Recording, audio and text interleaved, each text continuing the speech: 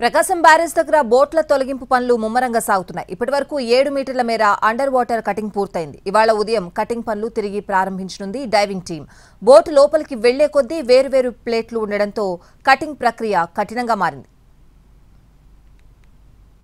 ప్రకాశం బ్యారేజ్ని ఢీకొట్టి ఆగిపోయిన పడవల్ని తొలగించే కార్యక్రమం శరవేగంగా జరుగుతోంది. దాదాపు 7 మీటర్ల వరకు అండర్ వాటర్ కటింగ్ చేసింది డైవింగ్ టీం. మొత్తం 10 మంది డైవింగ్ టీంలో ఉన్నారు. ఈరోజు కటింగ్ పూర్తవుతుందని చెబుతున్నారు నిపుణులు. అయితే పడవల తొలగింపు ప్రక్రియ చాలా క్లిష్టంగా కొనసాగుతోంది.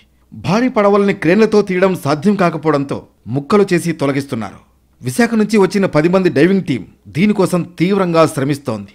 స్కూబా డైవింగ్ సూట్, ఆక్సిజన్ సిలిండర్లు ధరించిన డైవింగ్ టీం నది లోపల 12 అడుగుల లోతులోకి వెళ్లి భారీ పడవల్ని ముక్కలుగా కట్ చేస్తోంది. మరోవైపు 67 ఏళ్ల ప్రకాశం బ్యారేజ్ పటిష్టతపై ప్రభుత్వం ఫోకస్ పెట్టింది. బ్యారేజ్లో కొన్ని మార్పులు చేస్తే మరో 25 ఏళ్ల వరకు ఇబ్బందులు ఉండబోవని అంటున్నారు ఇరిగేషన్ అడ్వైజర్ కన్నయ్య నాయుడు.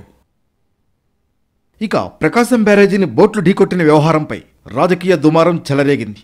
అధికార విపక్షాల మధ్య మాటల తూటాలు పేరుతున్నాయి. బోట్లకు వైసీపీ రంగులున్నాయన్నారు సీఎం చంద్రబాబు. ఇసుక అక్రమ రవాణాకు వైసీపీ అనుచరులు ఉపయోగించిన బోట్లు కూడా అవేనన్నారు. బోట్లు వదిలిపెట్టి మాకు తెలియదనే పరిస్థితికి వచ్చారు. కనీసం ఓనర్స్ అనేవాళ్ళు ఆ బోట్లు క్లెయిమ్ చేయలేదు. వచ్చి కొట్టాయి. 3 రోజులు మనం మన పనుల్లో ఉన్నాం. చూస్తే దానికి వైఎస్ఆర్ కాంగ్రెస్ పార్టీ కలర్స్ ఉన్నాయి. అయితే ఒక్కడు కూడా మాట్లాడకపోతే ఆ నెంబర్లు తీసుకొని వెరిఫై చేస్తే వీళ్ళంతా కూడా వైఎస్ఆర్ కాంగ్రెస్ పార్టీ ఫాలోయర్స్.